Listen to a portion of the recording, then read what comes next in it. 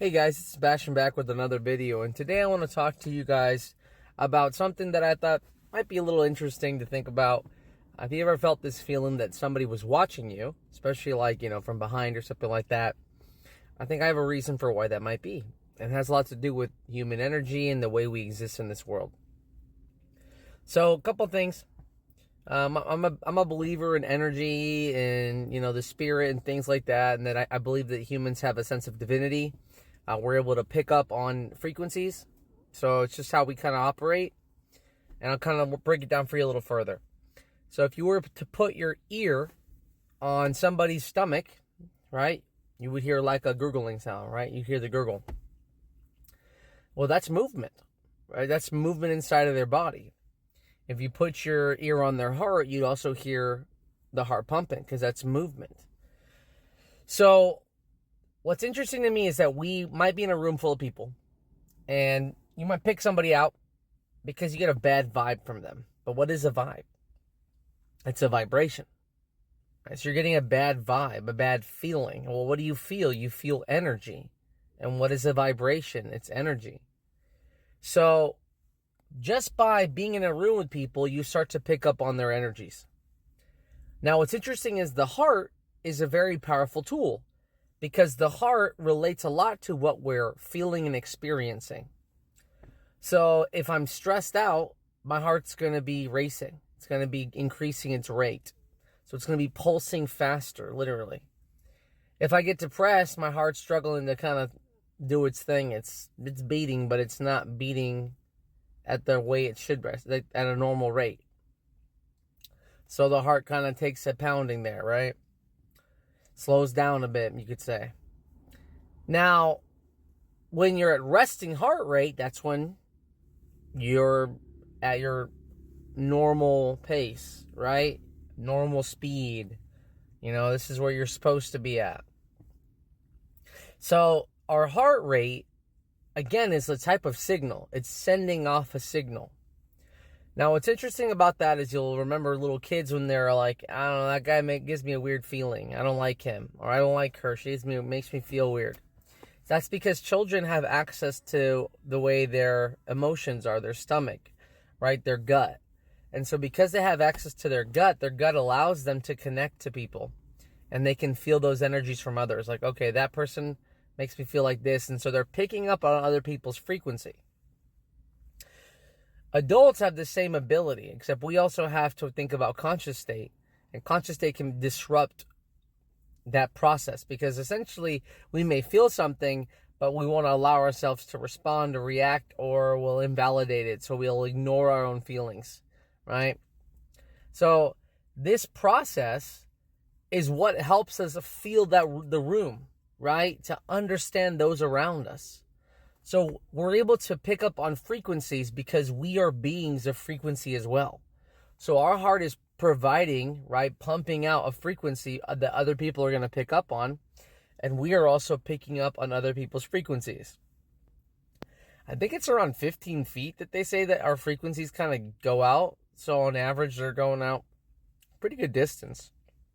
Which means if somebody's behind you, and you can feel it, it's because your gut can pick up that frequency.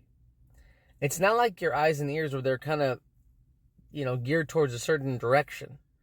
Your gut feels around it. It feels all directions because it's receiving that information. It's receiving the vibration from others. Right? So it's important for me to explain to people that we are frequency. We are vibration. The way we live our life is going to give off energy for people. You can pick up on other people's energy. What they've done in our society is they've taken away our abilities. They've taken away our power. They don't want us to know what we're capable of. They don't want us to be in tune with our energy sources and how it works, right? And you'll see this a lot in toxic families, toxic environments, where you might get a bad feeling or you get a vibration off of somebody and you're being told, oh, don't worry about that. Oh, let that go. Oh, right? Especially like when you tell kids to ignore that. I don't feel like hugging them. I don't like them. And you're like, oh, you have to say hi to them. You You are teaching children not to listen to their natural abilities. You're teaching children to ignore their own power, right? Because we all have that power to pick up on frequencies, pick up on a bad vibe, which is why you have to trust your gut, right? Your gut is the most accurate tool in the world, really. Your gut's not going to fail you. Compared to your mind will fail you, okay? But your gut won't. Your gut's going to pick up on frequencies that you can't even see yet. You can't even understand yet. It's already processing because it doesn't need to think, it's reacting. Your gut is a tool that reacts to its environment. So it's like a processor in some way. It's receiving wavelengths and data, right? And it's providing that information to you, right? Or at least like to the sense that it's picking up on all the info. Your brain might break it down further, right? Your brain might at the end like, hey, what does this mean? Or what's going on? But your gut's really the essential tool that picks up on most of that stuff, most of the energy out there, right? Which again is why you get a bad feeling or why you get a sensation. But trusting your gut, it will get you a lot further in this life than trusting your mind. Your mind will play tricks on you, literally. Your gut, not so much. Why? Because it's not designed to do that. It's more designed to just let you know what's going on around you. You know, it doesn't really have a role other than like provide you that information. But again, it's like a receiver. It's an antenna. You're going to be picking up on the vibes of the world, which is why you could call your intuition to some extent, right? So if you feel like a sense of danger coming from your gut, that's the universe telling you, hey, something's going on, right? And I like to think that there's a lot of people that aren't alive right now because they didn't trust their gut. This happens too when people are, like for example, like people are like professional skateboarders, right? So before they get on the track to do, they have to calculate what moves they're going to do. Like how are they going to operate? Like what's the plan here? And so they have to calculate what's going to happen when they get off the ramp. So that becomes what muscle memory would be, and that's trusting your gut. So your gut knows how to respond to the different problems that are about to occur, right? It knows how to jump. It knows how to grind. It knows how to do a manual. It knows how to do the kickflip. Like, you just have to program it like, all right, this is the pattern we're going to do. Beep, beep, beep, beep, beep. And your body will go, okay, I can do that. And so it is going to follow its own needs. It's going to calculate on its own, right? Because it's sensing the world around it. It's picking up and giving back. It's picking up and it's just going with the flow, literally. It's really good at going with the flow. It's really good at just being an automatic processee, especially one that's been habitual, right? So if you've been doing it for a while, your body's just going to pick up on that. So that's why, again, your gut's super important. It's very, very, very important to really allow it to do its job and not question it so much. It's when you question your gut, it's when you question your intuition that you end up failing, right? Falling off the skateboard. Going to that place you shouldn't have went to, right?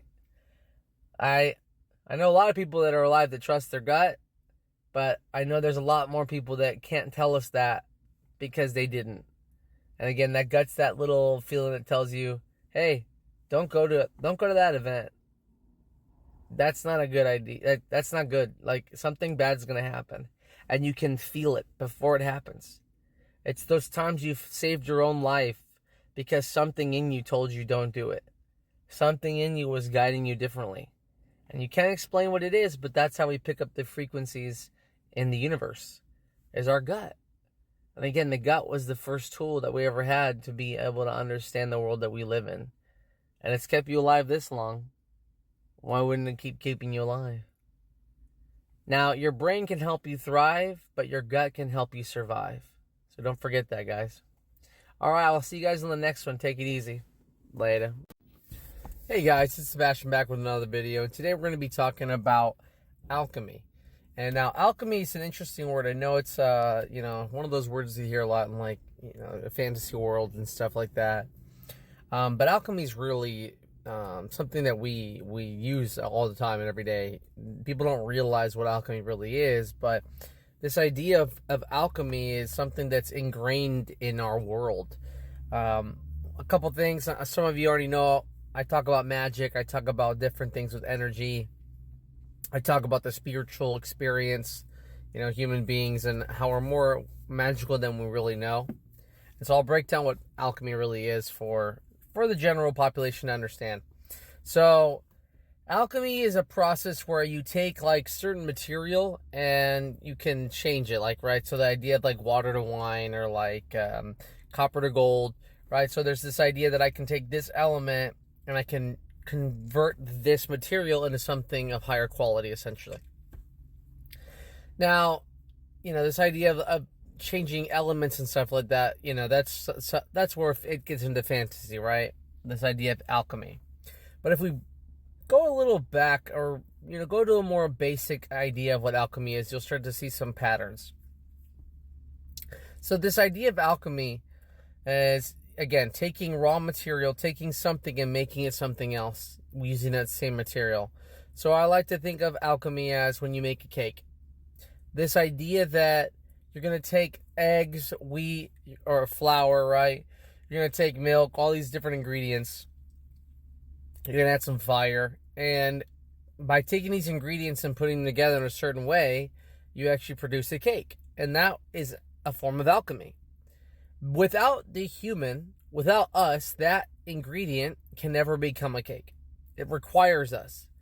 And then now you can ask in what way? Well, we have to use our willpower, our spiritual energy, our spirit, to convert these ingredients into a cake.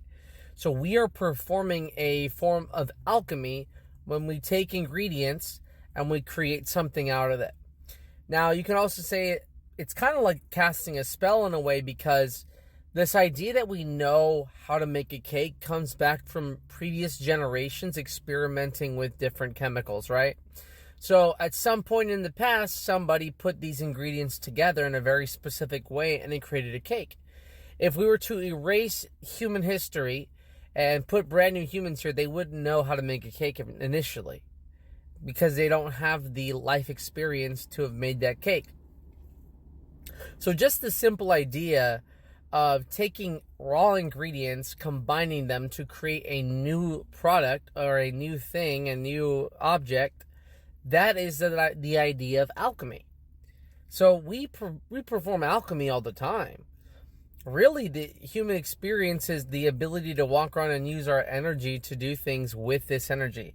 So, when we're going to do some kind of activity or something that requires our body, our mind, our spirit, right? Really, like, that takes us, that energy it takes us to do, that's spirit, right? That's time, energy, and attention.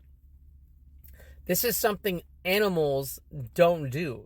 I've never seen an animal make a cake, right? They don't have that ability, that conscious state to harness their willpower into creating something.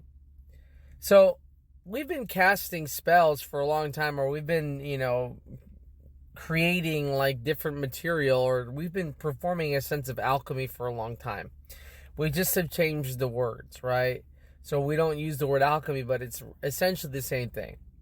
Well, the same process of alchemy is actually something that we as humans use all the time within our human body. Now, let's take an idea of a couple years ago, for example. I was 250 pounds and I was not living my best life. So I was a raw material. Like, I was raw for that moment. Like, I had the ability to be the best version of myself, but in that moment I wasn't being the best version of myself.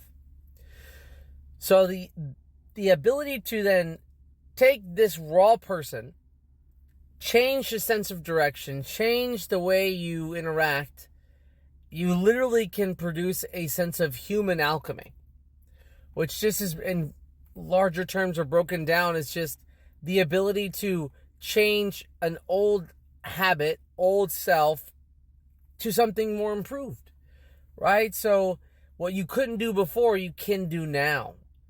Whether that's exercise, education, just your personality being able to be more present. being able to change yourself to a better version of you would be considered a form of alchemy, right? So being able to take raw and improve, or again, take someone that had little value, right? Maybe you didn't value yourself, you didn't put your time, energy, and attention to things to improve your life circumstances or improve the way you interacted with the world. Well, that was holding you back, right? It was keeping you. You were still the eggs, the flour, the milk prior to becoming the cake. So the potential was there, and it was always there.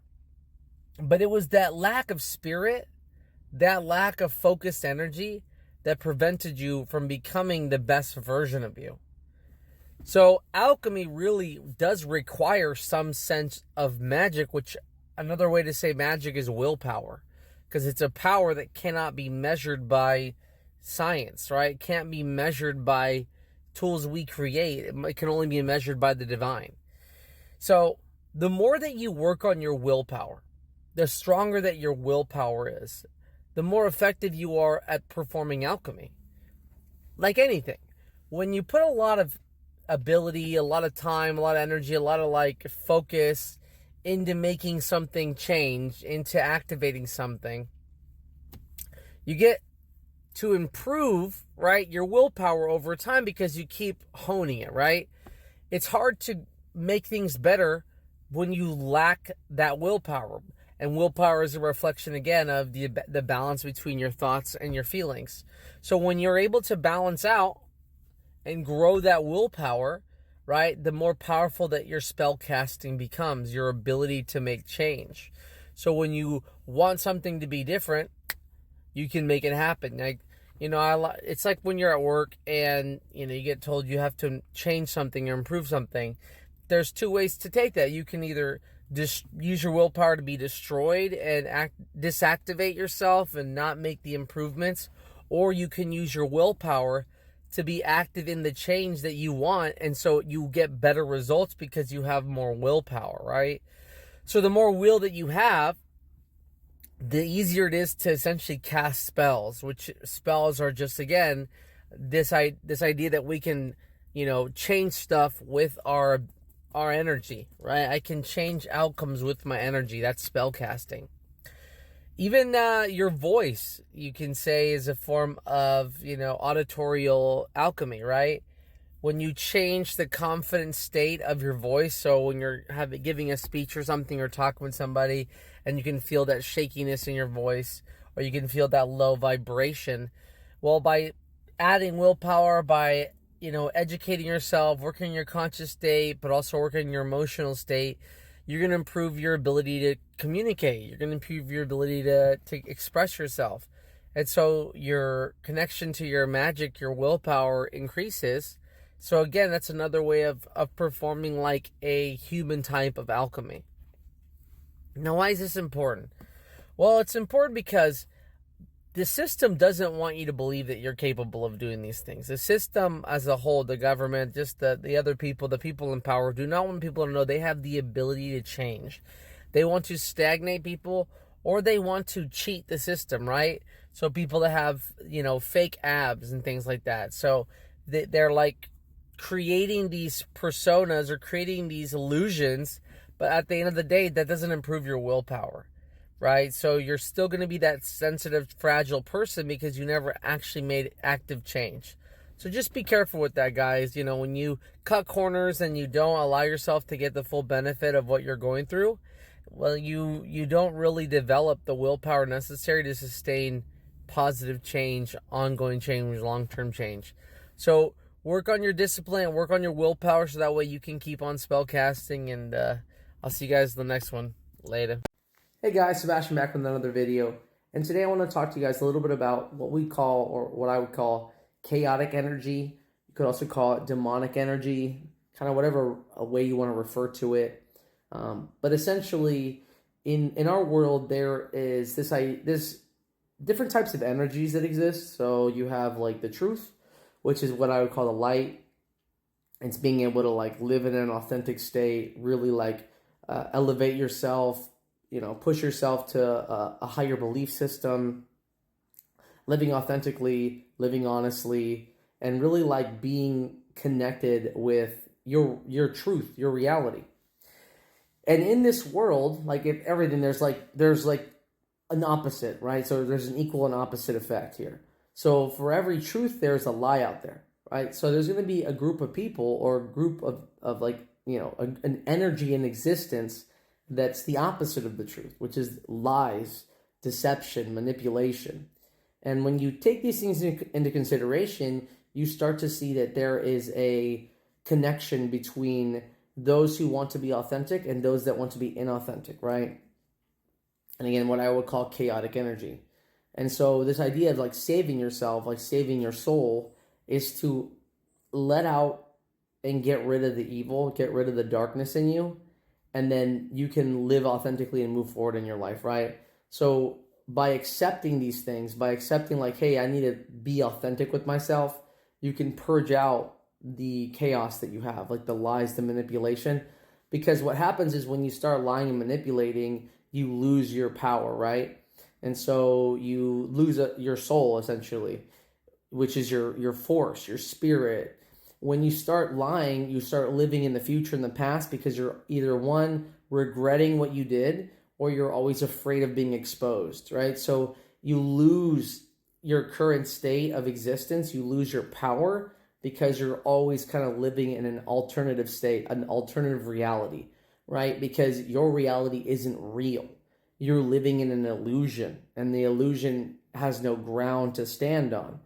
So anybody who exposes you with the light or tries to put a truth on you, you're going to end up reacting, right?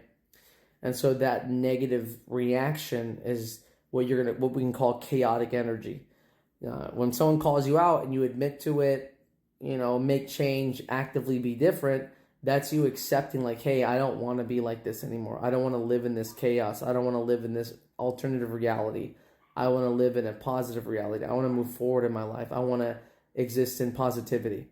And so by accepting some of these things, you're accepting that, hey, like, I'm purging out this chaos. I'm purging out this evil in me, this deception in me. Same thing for like the idea of inviting a vampire in. When you invite a vampire in, you're inviting the chaos into your life. You're accepting this chaos into your life. And to purge it out, you have to accept that this is chaos. You have to, even though, they may not want you to purge them out, right? They're going to fight in every way to keep holding your energy, keep sucking out the life out of you. I want to tell you guys the 4 steps that I see I would call like performing an exorcism. You could call it an exorcism, right? And I'll show you how they kind of work. And I like to reference the movie The Exorcist because it's a good depiction on how that chaotic or demonic energy works. So in the movie, you have these 2 priests that get selected to perform this exorcism by the church. And the church hasn't performed an exorcism in who knows how long, right? Like, it's just like this myth, right? Nobody understands it anymore. And these 2 guys, they go in and they're going to go do this exorcism. But both of them, like, have, like, their own spiritual problems. Like, they're struggling with connecting with God. They're struggling with, like, their relevance in the world anymore. One priest, I would say, just because like, his accepting of demons was really hard for him. Like, to accept evil, to accept the signs. And the other guy, because he was having problems, like, feeling God, essentially, like, feeling the Holy Spirit, like, feeling his purpose anymore. And so when they go to do this exorcism, very specific things will play out. Certain specific patterns you'll see play out. The first thing that you'll see what a demon does, and even in this movie what happens, is the demon starts to try to look for their weaknesses. So in this case, one priest, it's like he had this problem with taking care of his mom. He felt a lot of guilt and shame about taking care of his mom. And so the demon starts to talk like its mom. Starts to like say stories, start to like, play like, oh, like you did this to me. So like what I would call what about you-isms. Like what about you? Or deflections, reflections. Like, so instead of accepting what's being said, the truth, they're deflecting and they're trying to push a narrative, right? They're trying to like distract. Right, so to keep the illusion going, to keep the power dynamic there, to destabilize them. They're looking for their weaknesses. Another one was like, the priest was like having a hard time believing that like, holy crap, demons are real. And so he was having a hard time having his conviction, right, to be strong. And so the demon again was like trying to manipulate, to like alter their state of existence by putting these pressures on them. And so the first step is that you're going to see the first phase is reflection, deflection. So they want to continue the illusion of what's happening. The second phase is what I call the victim phase. So like when they start throwing the holy water, or start like saying certain words and things, the demon's like, you're hurting me, you're hurting me, like you're doing this to me. Like, why do you want to hurt me? Like, I'm innocent, like I'm an innocent person, like I'm just a bystander. So it's like, it's reacting in a victim state, right? So the second phase is victim mentality. Like, don't do this, you're hurting me, you're going to affect me, keep keeping that going. The third phase that you're going to see is what I would call the perpetrator phase, the the reactive phase. So they're starting to say like, yeah, I'm a bad person. So like at some point the demon's like there is no Reagan here, there's no girl, like I am this, like really like owning up to the demons, the horde, the like, I am this entity now, like I'm the bad person, like I am this, like there's nobody else here but me, like you're bringing this out of me. And then the fourth thing that you'll see is they throw essentially a physical tantrum. They destroy everything around them. And so they're breaking the room, breaking the bed, breaking the environment, just destroying everything around. And so you see these four elements play out to get this demon out. And what you're going to notice is when I say people are being affected by chaotic energy, they're going to do something very similar to this. So the first thing they're going to say, what about you? So they're going to reflect it back at you. The second thing I say was, I'm a victim. I didn't know any better. Like, this is what happened to me, justifying their chaos. The third thing they're going to do is they're going to be like, yeah, so what? I'm bad. So what? You decided to be around me. You decided to want to engage with me. You decided to be in a relationship with me. Like, really become the bad person, right? And the entire time they're saying, you're doing this to me. You're bringing this out of me, right? And so the fourth thing they're going to do is make a fucking mess, destroy everything, break everything, react, right? Just act out. Because what you're doing is like what we say like in Spanish, sacando el demonio, which means like bringing out the demons, bringing out the devil in somebody. And so by holding them accountable to the light, you're actually bringing out that chaos in them. So, like I say, like what I like to think is you put a flashlight on somebody and their eyes are going to dilate because the eyes are the window to the soul. So the soul is having to adjust to reality, to adjust to the chaos, to adjust to the environment, right? And so it's important to take on this like power dynamic, take on this ownership of like what's happening so that you can like hold your ground and hold steady and hold like strong, right? And so when you do this, when you hold your ground, when you do this, you take away the power from the other entity and you live in the truth, you live in the light. And so when you live in the light, when you live in the consistency, it helps empower you, it helps bring you stronger, it helps you feel that endurance, that strength, that stamina, because you live in reality. This person does not. So you have the higher power, the spirit, the truth, the light on your side. So just remember, like, whenever you see somebody acting in those four phases, their soul is lost in that moment. And when you purge out that evil, then there's a chance for redemption. And so when people come back to you say, hey, I want to change, that's when you hold them accountable, hold their feet to the fire, right, the holy fire, and watch them start to change their truth. So whenever you say chaos, remind yourself, this isn't you. This is a lost soul reacting to you activating a soul.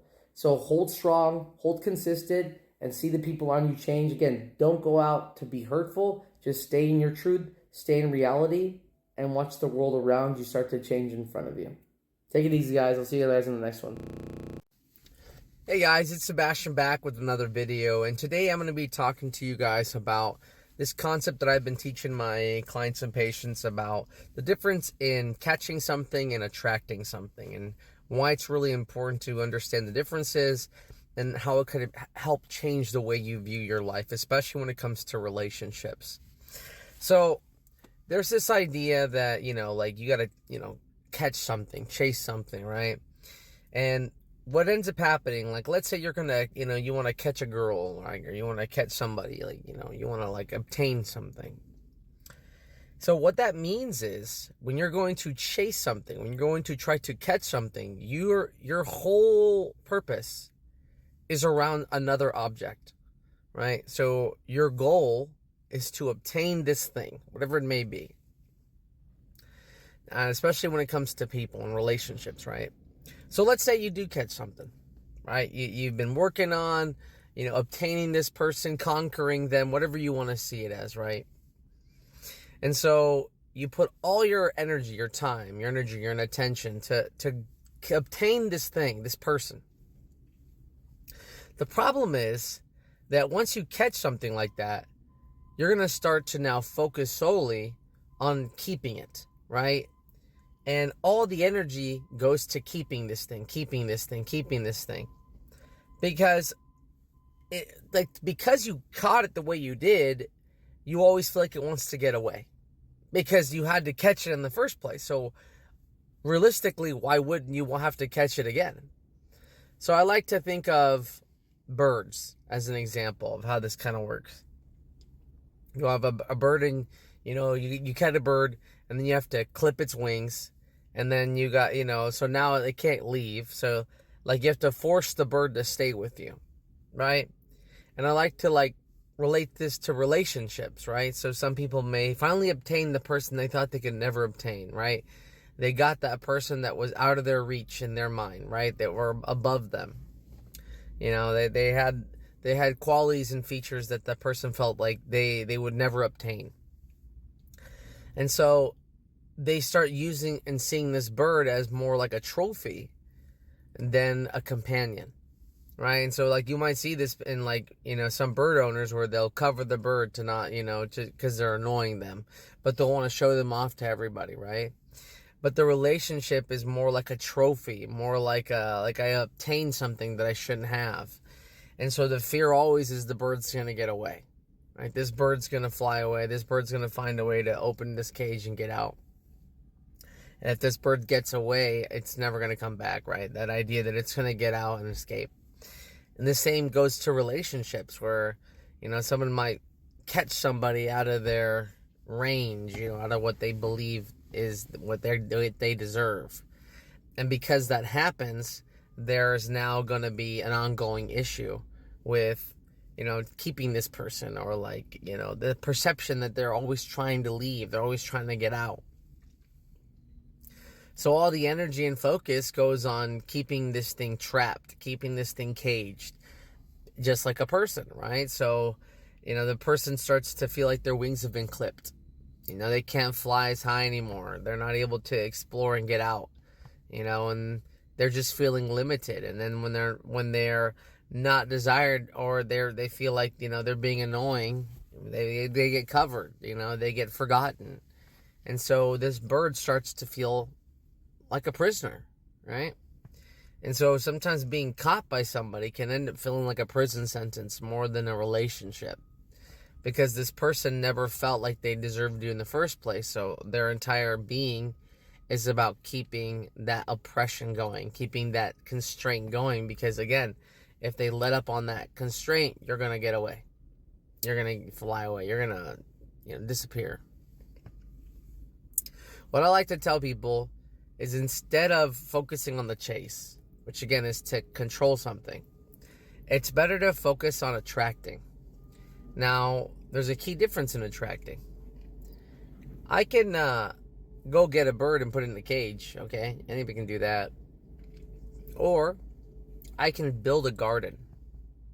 I can build a home where this bird is going to come and say, this is where I belong.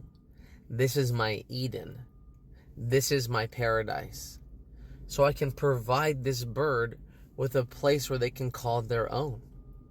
They can come and say, wow, this is peaceful. This is harmony. This is love. So what I tell people is, instead of chasing something to catch it, you need to build something to attract it. Because when you build that garden and you put in the energy every day, and you start, again, tending to the land, tending to the plants, really make it a safe haven, then of course a bird's going to want to make its home there. Just like you would with the hummingbirds that show up. Just like you do with the blue jays that show up. The birds that want to make that environment a safe haven for them because you made it a safe haven for them. So this idea of attracting allows you to feel like you deserved it the entire time. The idea of catching feels like it's always getting away. It's always a day from getting away. So I really encourage people to stop chasing and start attracting. All that energy that you're using to go catch something is the same energy that you could be using to attract something. And again, it's like receiving a compliment. You didn't ask for it. It just came to you because you deserved it. This same mechanism works with attracting relationships. So instead of catching a relationship, you attract a relationship. You build that Garden of Eden so that the person feels comfortable enough to be there. I say this too. I say that birds in cages don't sing as sweet as the birds in your garden, right? Because the bird in your garden chose to be there. And it's a mutual respect between both of you, right? They respect you because they're of the garden, and you respect them because they chose to be with you. So it's easier to have a loving relationship, a symbiotic relationship with somebody who doesn't feel trapped, with someone who doesn't feel caught, someone that feels appreciated, valued. And again, it's a mutual value because what am I using my time, energy, and attention on? Developing a healthy, safe space for both of us, right? And again, they chose me to be with me, to stay with me. And what is trust? Trust is consistency over time. I don't need to clip this bird's wings. Why? Because they chose to fly to me. They chose to be here. And again, they can go anywhere else, any other garden. They can go check it out. But at the end of the day, where are they going to call home? And trust is built with consistency over time. So if I consistently put in my time, energy, and attention into making this garden beautiful, then I know over time, this bird is going to keep trusting me. This bird is going to choose me. It's going to want to be around me. Why? Because I've provided a safe environment for it to feel that it can be itself, that it can enjoy, that it doesn't feel trapped. And every time it comes to me, it's because it wants to be there. So again, we want to build trust over time by being consistent and doing it right, again, over time. Like I just said, right, we want to make sure that we keep the garden up to date. We want to keep working on making this a home, right? And again, you can cage a bird, right? You can clip its wings. But what do? They pluck their feathers. They feel trapped. They feel unloved. And you can say all day, I love this bird. I love this bird. But when that bird's been caged up, do you think that bird feels love? Yeah, there's some codependency at some point. But is that really love? Is that really like a connection on a spiritual level with that bird? Or is the bird literally a victim of circumstance? Stockholm syndrome, right? At the end of the day, work on yourself, build your garden, build your Eden, attract what you're worth, and you never have to question if you deserve it or not. All right, guys, I'll see you guys on the next one. Take it easy. Later. Hey, everybody, Sebastian back with another video. And today I want to talk to you guys about a concept called mindfulness. Mindfulness is a really interesting, you could call it a Eastern type of medicine, an Eastern type of philosophy that it's been adopted in a lot of westernized, practices, especially when it comes to mental health. You can probably also find mindfulness, especially within like the yoga community, or even probably like the Buddhist community. So there's a lot of interesting elements that come with mindfulness. I'll give you a little bit of history with me and mindfulness. When I was younger, I was diagnosed with ADHD, and there was always this idea that it's like impossible to sit in absolute like peace or silence or Like my mind would always wander and things like that. So when I would, talk about things like meditation or living in the moment, it just seemed impossible for me, especially growing up with ADHD. So there was a lot of challenges with trying to stay focused or be in the moment or mindful.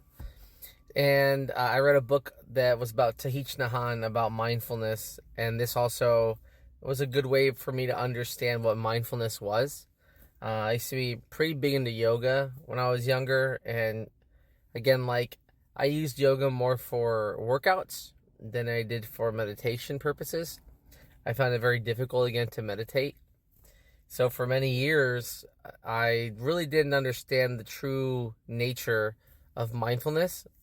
And up until probably like this last year, I really started to gain insight on what mindfulness truly is. I used to work at a rehab, and I would help teach concepts even at that level, where we would like sit down, put a playlist of music and just sit with the music and allow our bodies and minds to kind of fuse one with the music over time, which a lot of people that I worked with felt that was really helpful too. So it was kind of like my first kind of engagement in what it can be to be in mindful, to be in the moment, to exist within like existence. So that was kind of like my first taste of mindfulness, was being able to experience the meditative state there at the rehab through music. And so that was like a good way to kind of initiate the process, you could say. And what really mindfulness comes down to is being able to live in the moment, right? Not living in the future, not living in the past, but really living right now in this exact moment. And that can be a challenge for a lot of people, especially in this day and age, this society, when we live in a very go-go, hustler, grind set mentality. And then you've been pretty much conditioned from childhood, brainwashed in some ways, to care a lot about other people's opinions and perspectives, mainly because we've been indoctrinated into like being factory workers. We have been systematically manipulated into caring what other people think about us so that we continue to do a good job, right? Because reality, when we learn how to not be consumers, when we learn to live organically, independently on our own, there's less power that these corporations and companies have over us in general. So the less that we understand ourselves, the more that we give in to others. So they benefit from a system where we don't engage in mindfulness, where we sit there and desire their feedback, their responses, and give in to that process. Versus, again, when you learn to appreciate existence, appreciate life for what it is, and you start to lose your consumerism mentality, you start gaining value, these other organizations lose value over you. So they're going to try to manipulate the system and stack the cards in their favor by, again, shouting propaganda into our minds and lives constantly, right? So even when you believe that, hey, I'm on a good track, I'm figuring out my life, they're going to continuously throw things at you to destabilize that mindfulness, that ability to balance, it's the ability to stay focused. And it may not even be you per se. There may be a family member or a friend, someone in your life that can also destabilize you, take you away from being mindful. Let me just kind of go and explain a little bit about what mindfulness really comes down to. So, to be mindful is meaning that your conscious state is currently in the present. So, if you've ever been talking to somebody and they seem kind of distracted, you're talking to them, but they're kind of checked out over here somewhere, that would be an example of someone not being mindful. Their mind seems to be empty. Their mind seems to be distracted. So as you're having a conversation with them, they're somewhere else in the universe. They're not present with you in that moment. So that's what it would be like for someone not to engage in mindfulness, that they seem distractible. They seem, not present. So anytime you have a conversation with them, there doesn't seem to be a moment where they're actually fully invested with you in that moment. So people that struggle with mindfulness will often be in the future or in the past, right? They're struggling with being in the now. And if you've watched my other videos, I've talked about spirituality really taking place in the moment. When you put yourself in the future, you're predicting a future that hasn't happened. And when you put yourself in the past, you're experiencing a past that already has happened, which takes away your energy from enjoying the present moment, like the existence. So what mindfulness would be is to actively use your conscious state in the current present to fully engage and fully appreciate the right now. So when you're mindful with whoever you are, you're always in the present. Another thing that you can listen to or hear is called One Mindfully.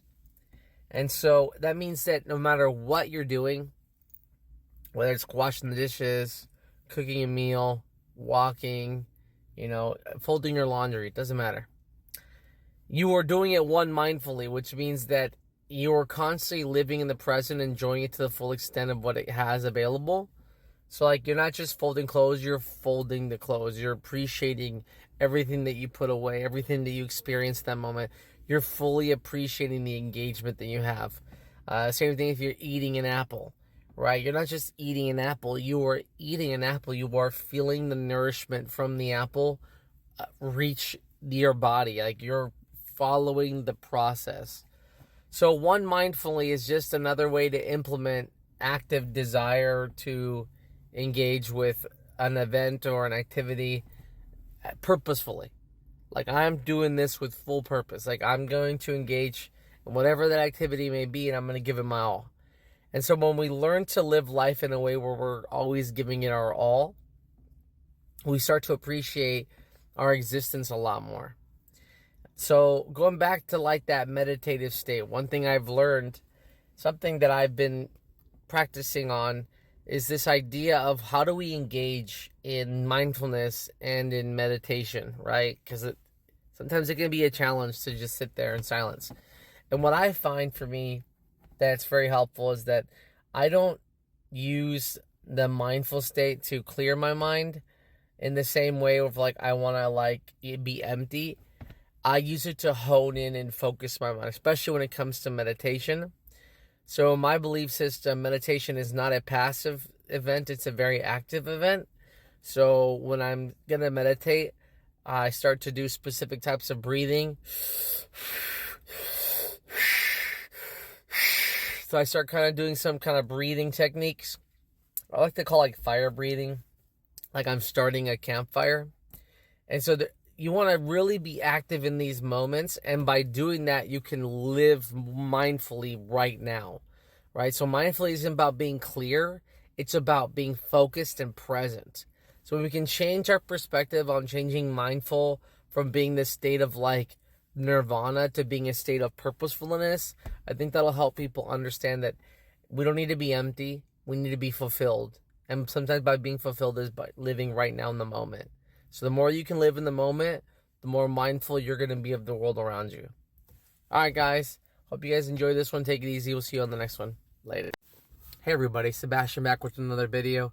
And today I want to talk a little bit about spirituality, specifically about the topic of heaven and earth, and some ways that you can use this same concept to improve the life that you're living now, especially when you take into consideration what it really means to be in hell and what it means to be in heaven, and how they truly do relate to our worldly experience here on earth. Now, let's break down a little bit about the concept so we can kind of, understand what spirituality really means. And in this case, it's the idea that we are a vessel for some sort of spirit, right? So some sort of conscious state. And so the mind, body, soul, right? Mind comes from up here, the thoughts. Your body is your feelings. And your heart is your soul, right? So we have conscious state, we have cravings, and we have willpower. And so those are the three divine energies, you could call them. And so all of us have a soul, which is why our heart beats. It's like your radio signal, your blueprint, whatever you want to call it, your individuality. This is where you get that information from. There is even some speculation that the heart creates some sort of magnetic field around it. And so that's why we are magnetic ourselves as human beings. So yeah, mind, body, spirit, Father, Son, Holy Spirit. I like to say Mother, Daughter, Holy Spirit, same thing, same concept. But the understanding is that willpower is the way that you understand the soul. So when the soul has a lot of power to it, it can do a lot of things. And when the soul is lacking power, it feels it's unable to do certain things. So all of us have what we would call willpower. We have some sort of energy source. We are human batteries to some extent. Some days you feel like that battery's fully charged, and other days you feel like that battery's running on empty, right? So the concept of having a soul is definitely there. And another way I like to describe it, we operate very similar to some kind of mech vehicle, where the body is literally like the body of the vehicle. The heart, the willpower, is like the gasoline. And then you have the mind, which is the conductor, the person that's operating the system. So the operator, right? So you need all three of those to be working in order to be able to move forward or do anything, right? So I've also taught you guys that there are chaotic, forces, demons, whatever you want to call it, archons. There's a lot of different names for these types of entities. The idea is that these people are human beings who have lost their soul, who have given up on themselves, who have given up on living a balanced life. And their imbalance is starting to suck out the energy and life force of other people around them. So their lack of desire to take care of themselves or take responsibility, their lack of enjoying life or finding fulfillment, ends up causing a lot of pain in everybody around them because they lack stability. So people around them keep having to hold them up because of their lack of stability. So these people will start draining, and this is what I call chaotic or demonic energy, whatever you want to call it. Now, how does this all go back to heaven on earth? Well, let's think about, what does hell want from you? Every depiction of hell, movies, all the different stories, there's always a common theme. That they are trying to eat your soul. They're trying to consume your soul. They want you to be willingly giving up your soul, right? Whether it's the devil, like you sold your soul to the devil. You're going to hell to be tortured. What are they torturing? Not your body, your soul, right? So the idea of hell is that your soul's going to go to a place where everybody wants to eat it up. Everybody wants to rip apart your being, your existence. They want to consume you or own you in some way. So that's hell, okay? Now, heaven, what do they want to do with your soul? Well, heaven doesn't want to use your soul. The idea of heaven is that everybody has accepted their soul, their person. They've accepted the way they are. They've accepted who they are. And that's accepting the way that the universe, God, whatever you want to call it, the higher power, that's how they made you. So when you learn to accept the way you were made is when you get to save your soul in a way. You get to be who you are, right? You get to be in touch with who you are. So in heaven, the idea is that nobody wants to consume or take your soul because they all have their own soul. They're all in tune with who they are. They appreciate their existence. They appreciate their energy. They appreciate their individuality. And that individuality is, again, a reflection of who they are.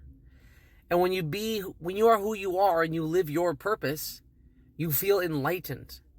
You feel bright. You feel confident. It's like you were meant to feel that way. You were meant to work this way. You were meant to operate. You were meant to be great. The greatest version of yourself.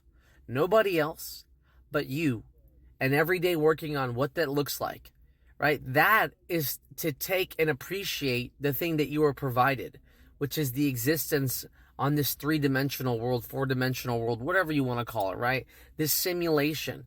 You got an opportunity to exist in existence and use that energy, that soul, to show who you are, to be who you are, to be a part of the system, right? You can also think that everybody is a different version of ourselves. It's like the egg theory, right? That we're all a different version of the same soul in different fragments, which makes sense to me, because if we all started from the same microorganism or the same whatever person, whatever they want to call it, the origin of that light comes from somewhere. So we're all theoretically just a different version, a different fragment of that soul. So we're all from the same source at the end of the day, the same division, the same being. That light's never stopped. Now, how does this again relate to Earth? Well, imagine you surround yourself with people who do not have their soul intact. You surround your people that are always in their head or always in their feelings. People that are overly calculated so they feel for nobody else, or people that are so emotional that they don't think about anybody else. And so when you're around people like that, life begins to feel like hell.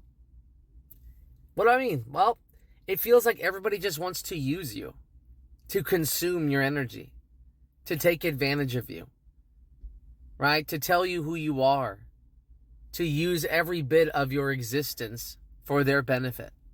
That's hell on earth. So when you feel like everybody around you is just there to use you, that's hell.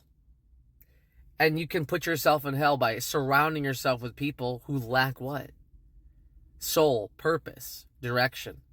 So the more you surround yourself with people that don't know who they are, the more likely you're going to end up losing who you are too, and being in hell. So what's the opposite, right? If you surround yourself with people who know who they are, who are at peace with who they are, that is when you start to feel like you're in heaven on earth. Everybody around you knows their purpose. They know who they are. They're in tune with who they are. They're living life to the maximum of their capacity. And that's the difference, is that you start to surround yourself with positive people, enlightened people, people that have that fire in them, people that aren't looking to consume other souls because they are satisfied with their own fulfillment.